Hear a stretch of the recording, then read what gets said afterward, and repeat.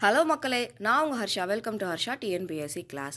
இந்த video early morning 5 o'clock வந்து நான் உங்களுக்கு எடுத்திருக்கேன். இந்த vlog வந்து என்ன எழுதிட்டுருக்கேன் அப்படின்னு பார்த்தீங்கன்னா, சஞ்சு கரண்ட் அஃபேர்ஸ். எப்போயுமே நான் வந்து newspaper, Hindu and Dinamani படிச்சிருவேன். என்னையும் அறியாமல் நோட் பண்ணாமல் சில பாயிண்ட்ஸ் நான் வந்து விட்டு போயிருக்கேனா அப்படிங்கிற டவுட் இருக்கும். அப்படிங்கிறனால சஞ்சு கரண்ட் அஃபேர்ஸ் வந்து நான் ஃபாலோ பண்ணுவேன்.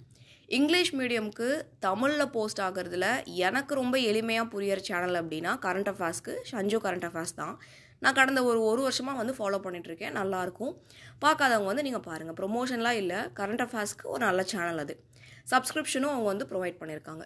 ஸோ இந்த வீடியோவில் நம்ம வந்து என்ன பார்க்க போகிறோம் அப்படின்னு பார்த்தீங்கன்னா, பழைய சிலபஸ் அண்ட் புது சிலபஸ் என்ன பெருசாக மாற்றமாயிருக்கு, இதை நம்ம எப்படி யூட்டிலைஸ் பண்ணிக்கலாம், நான் எப்படி இதை வந்து இப்போது யூஸ் பண்ணி படிச்சுட்ருக்கேன் அப்படிங்கிறத உங்களுக்கு வந்து சொல்கிறேன்.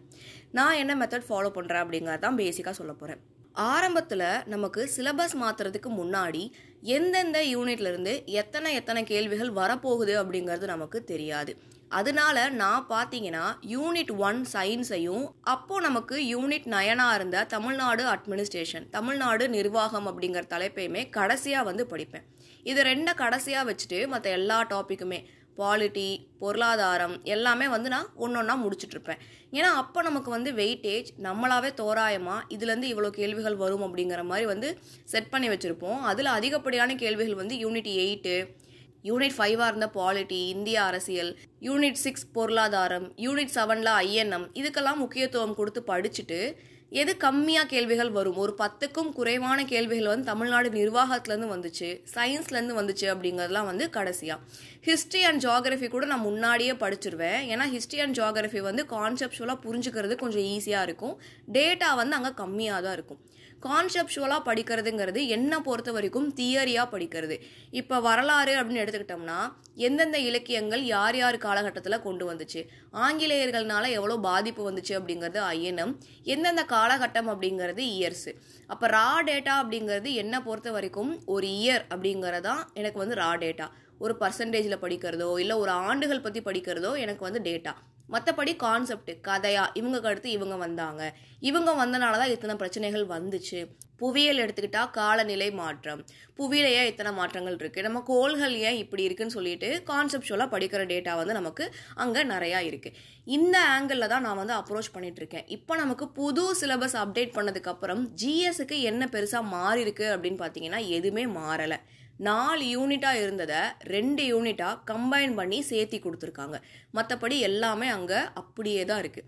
ஜிஎஸ்ஸுக்கும் மேக்ஸுக்கும் எந்த ஒரு மாற்றமுமே புதுசாக நமக்கு இப்போ ரிவைஸ் பண்ணி கொடுத்த சிலபஸில் மாற்றவே இல்லை. முழுசாக கை வச்சுருக்கிறது ஜென்ரல் இங்கிலீஷ்லையும் பொது தமிழ்லையும் மட்டும்தான். அப்போ ஜிஎஸ்க்கு முன்னாடி நான் எப்படி அப்ரோச் பண்ணி படிச்சுட்டு இருந்தனோ அதே ஆங்கிளில் தான் இப்போயும் படிக்கலாமான்னு கேட்டால் இல்லை, கொஞ்சம் மாற்றங்கள் நமக்கு வந்து தேவை. நான் சொன்ன மாதிரி தமிழ்நாடு நிர்வாகம் அப்படிங்கிறது முன்னாடி யூனிட் 9 வந்து கொடுத்துருந்தாங்க. இப்போ நமக்கு எக்கனாமியோட சேர்த்தி தமிழ்நாடு நிர்வாகம், தமிழ்நாடு அட்மினிஸ்ட்ரேஷன் அப்படிங்கிறது கொடுத்துட்டாங்க. அதை விட ரொம்ப முக்கியம், யூனிட் 5 எக்கனாமியும் அட்மினிஸ்ட்ரேஷனும் சேர்த்திருக்காங்கன்னு சொல்லிட்டேன். அதுக்கு நமக்கு 50 கேள்விகள் கேட்க போகிறாங்க. முன்னாடி தனியாக யூனிட் 9 இருந்தப்போ 10 விட குறைவான கேள்விகள் இருந்துச்சு அப்படிங்கிறனால கடைசியாக நான் வச்சு படிச்சுட்டு இருந்தேன் அப்படின்னு சொன்னேன்ல.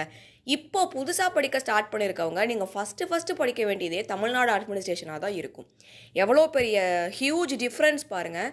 ஸ்டார்டிங்கில் வந்து கடைசியாக அப்ரோச் பண்ணக்கூடிய யூனிட்டாக இருந்தது, இப்போ நமக்கு முதல்ல வந்து படிக்கணும்.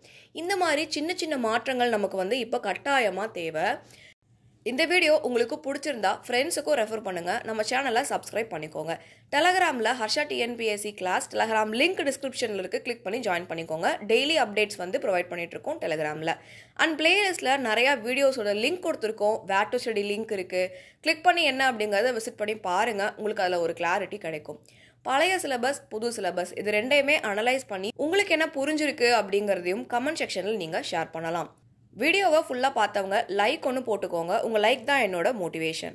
மக்களே, நிறையா லைக்ஸை பார்க்கும்போது தான் நிறையா மோட்டிவேஷ்னலாக யூஸ்ஃபுல்லான வீடியோஸ் உங்களுக்கு கொடுக்கணும் அப்படிங்கிற இன்ட்ரெஸ்ட் எனக்கு வரும். அப்படிங்கிறனால வீடியோவுக்கு லைக் ஒன்று பண்ணிக்கோங்க.